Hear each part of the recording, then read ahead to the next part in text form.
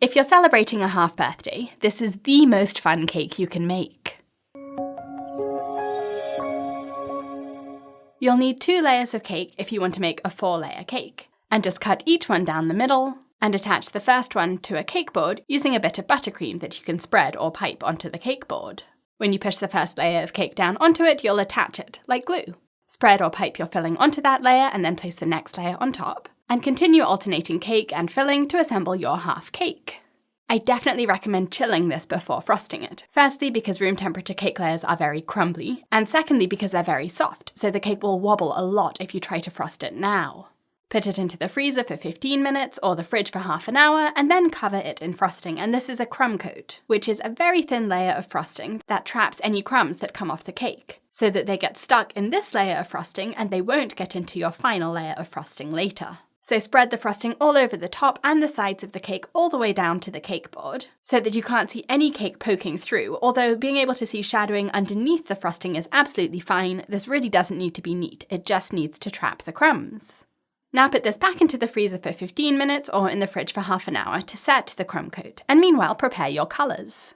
I'm going to pipe very colourful layers onto the cut side of the cake. And the quickest way to do this is to put the frosting into piping bags with the ends cut off, but you don't actually need any piping tips for this. As you're piping on the colourful frosting, you'll be able to see the layers of cake underneath the crumb coat. And if you follow those, then when you cut into the cake, the colourful layers that you've created on the outside will match the actual cake layers on the inside.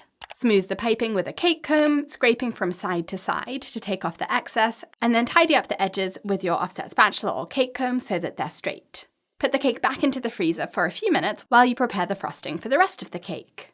I recommend using gel colours because they're much more concentrated than liquid colours, so you'll get really bold colours without needing to use much, and that means you won't affect the consistency of your buttercream. I like to start with the top, spooning some frosting on and spreading it around so that it sticks out over the edges of the cake, and that will help you get really nice sharp edges later. After a few minutes in the freezer, the frosting on the cake will have chilled and set, and that means that you won't damage it when you add the rest of the frosting to the cake. This is my 4-minute buttercream, and the recipe is on BritishGirlBakes.com.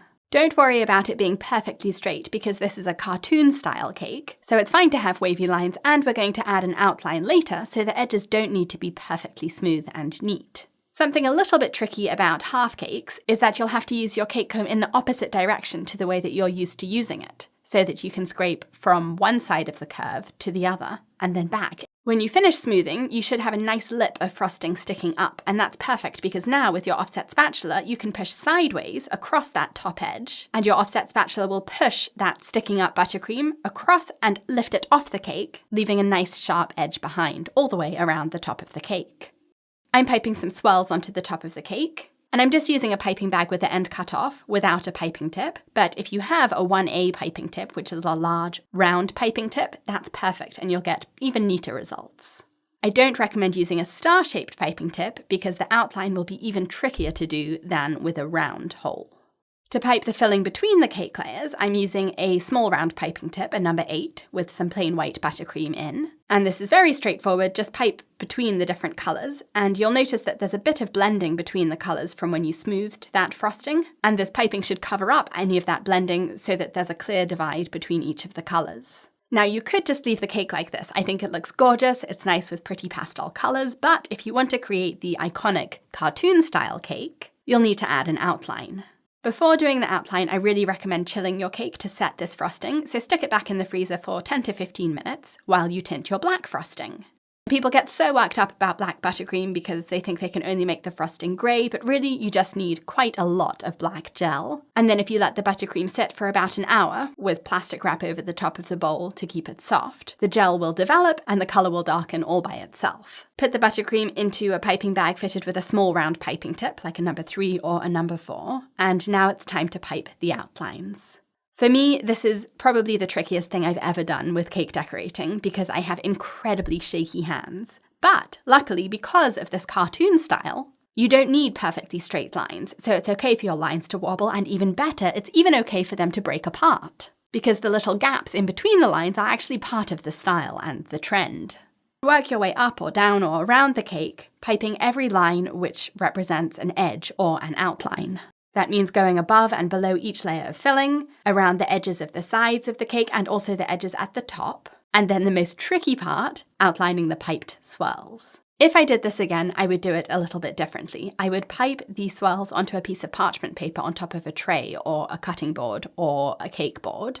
And after piping them, I would put that board into the freezer to set the frosting of the piped swirls. Then I would outline them there on that tray, because once they're on the cake, it's quite difficult to angle your hand all the way around it to follow the outline of the piping because other swirls are going to get into the way of your piping hand. But follow any edges or outlines you can see, including the little peak at the top of each of the swirls. And then if you put this cake back into the freezer for a few minutes to set the black frosting, it's very easy to scrape off any pieces you don't like, because once the frosting has set, you won't smudge it as you scrape it off. Now take 100 photos of your cake. It's fun to try to angle it so that it really looks like a cartoon, and that will make people stop and look twice to figure out if it's actually a real cake or not. And of course, cutting into it is like an optical illusion. This cartoon style is so much fun. I hope you've enjoyed this tutorial. Visit my cake school on BritishGirlBakes.com to learn hundreds of cake decorating techniques and designs, and subscribe to my YouTube channel for a new cake decorating tutorial every Tuesday. Thank you for watching.